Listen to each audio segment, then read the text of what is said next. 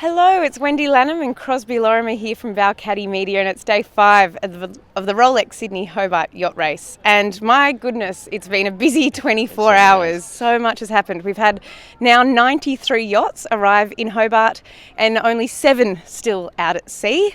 An important 7, of course, but they're still out there, poor things. We'll get to them in a moment, but I think the biggest highlight to talk about at the moment is, of course, the announcement of the Tattersall Cup winner, Celestial. So it was clearly a very emotional win for Sam Hayes, the skipper and owner of the yacht. And every time he got emotional, I got emotional, so I'm still wiping tears away from my eyes. A few tears, and mine included as well, because it was something really special. In some of our live footage, you can probably hear me sniffling in the background. It was such a beautiful moment, and I'm beginning to understand just how much goes into winning this race and how hard it is to win, and the sacrifice that not only the crew make, but also their support networks, their families. It takes so much time to prepare for this race in the months leading up to it. And I don't know how, particularly Sam, he was talking about all his commitments. You know, of course, he's a veterinarian and runs his own business as well as being, Vice Commodore of the club, and obviously running a campaign like this. Yeah. Incredible to be able to allocate the time. It's been an emotional morning. Did you want to add anything about this morning? I think I do just want to say a word or two about what sort of win that really is, because I don't think most people will comprehend how incredibly difficult it is to win this race overall. There are plenty of the Ken Rosewalls in this sport, let me tell you, the likes of Bruce Taylor, who come back time and again, endless division wins and still can't quite nail it. So the prospect of someone who felt understandably pretty hurt, I mean, it's the nature of the job, you're not always going to get that win, but to get that close last year and then be persuaded when he was going to leave the sport to come back and then do so much to be able to actually nail it a second time in a row. And incidentally, the crew at the presentation were going back to back, which is, take that as you see it, but for them, cheeky, exactly. But it really is something pretty extraordinary, and I think a very popular win. He's a good bloke and he's worked really hard at it, and after last year I think people really would love to see that. So a great result really for many here. Yeah, and with the presentation and all the yachts arriving, it's heaving here in Hobart. The race village is going off. And it's really lovely to see the reception that the boats receive as they come in.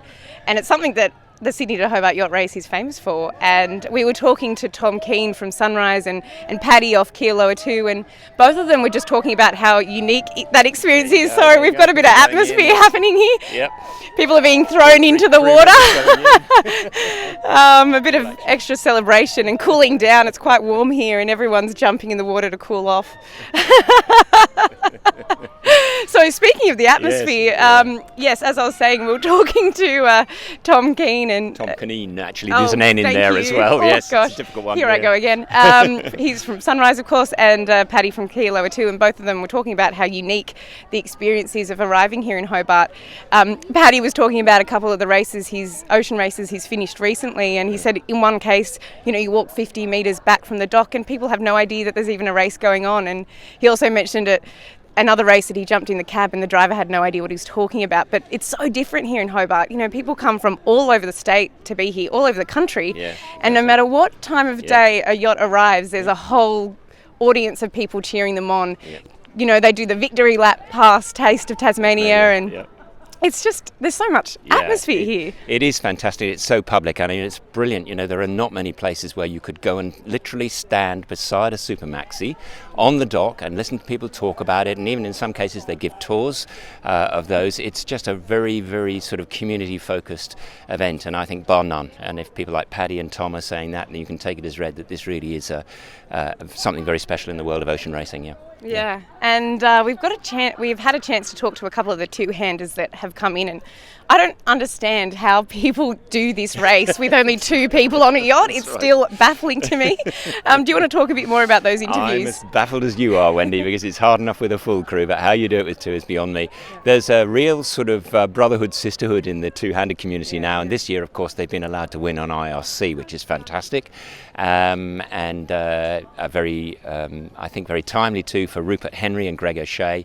Rupert's had a pretty bad run of luck. He didn't make it to Hobart last year in his new Lombard 40 Eora.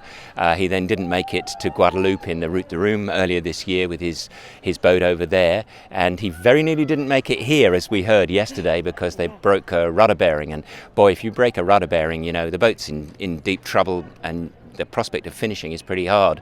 But I think they worked out they were so far south that actually their only option was to mend the thing. So another piece of great agricultural engineering underneath the deck there before they hit the southerly. And in fact, the boat performed perfectly well all the way back, even with a broken bearing, upper bearing. So if people get the idea, is that the rudder's coming into the boat, there's a bottom bearing at the hull line, and then the upper bearing is braced on the bulkhead. And if either of those two go, the whole thing just starts manoeuvring, and it can take the bottom out of the boat, and that's the end of the boat. So they did pretty well. That's a pretty epic piece of work, and it was lovely to have a chat with both those two. Look, our sentimental favourites in this are Wendi Tuck and Campbell Jeeves, and they did a wonderful interview last year, and they're just such a fantastic couple, and they came with family for this interview. You can see that earlier on with Speedwell. Just a great sort of sense of the camaraderie that goes on amongst the two-handers, helping each other out when they're short of stuff and so on. It was fantastic. So yeah, we love the two-handers. We'll try and do some more interviews with those guys as well. Yeah, wonderful. So we've still got 7 out at sea. Yep. Can you tell us a little bit about who those yachts are and what the conditions are like out there at the moment? Yes, bit of a mixture of all sorts of sizes. Tailenders at the moment, Gunrunner and Currawong. I think Currawong in maybe about midnight on New Year's Day. I'm not sure. We'll sort of find out. Fingers crossed. Fingers crossed for that one, yes. Salt Line's quite a large yacht, but reasonably slow. Then we've got Maluka, that beautiful restoration job with Peter Langman, Sean Langman's son, sailing that with a bunch of mates. Some of them have not really sailed ocean racing, so that's going to be interesting because it's a beautiful boat, but it's a lot to do. I'm not quite sure. I haven't checked the conditions, but certainly everybody has had pretty massive conditions somewhere down the line, and it's been a pretty classic epic ocean race as the Hobart always is. Yeah.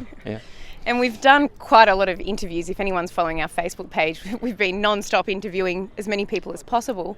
Do you have any anecdote? What's your best anecdote from some of those interviews? Yeah, there's been plenty. You get the most unexpected things, but actually the two-handers seem to produce some of the best little gems. And I like the one when we asked Campbell's father, Colin, if they decided to race again, would he let them have the boat? And he looked a little surprised and said, I was proposing to sell it. So that brought a few laughs. Look, there's plenty more of the same. One of the fun bits of this is actually doing these interviews is just the kind of energy and the humour and the sense of sort of what an incredible experience this is. And I can speak and say, this is not a fun race. This is not a fun race. It's an incredibly physically, mentally challenging thing to do. And yet somehow at the end of it all, the sense of achievement, the sense of relief that you're here, it's just finishing is a big deal.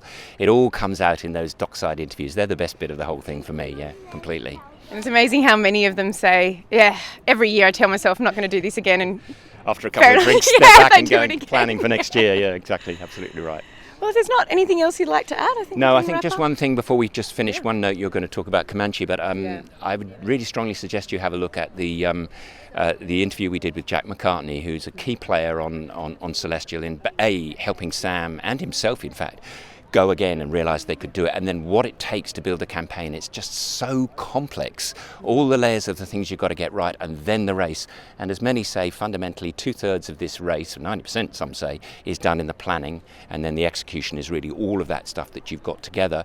And it's really good to hear Jack talk about that. And for the nerds like me who just love stuff about what's going on in a boat, Jack McCartney also explains what it's like to drive a TP52 at 30 knots at night. What are the sort of things you have to do? That's pretty extraordinary. So lovely finish there. Yeah. Well, that's our update for today. And I just wanted to mention another thing that we did yesterday. We did an end-to-end tour, technical tour of Comanche.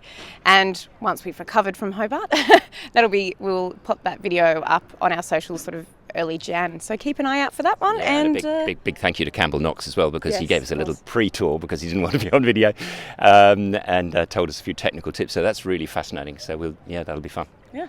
Thanks for joining us. We'll see you tomorrow. Thanks, guys.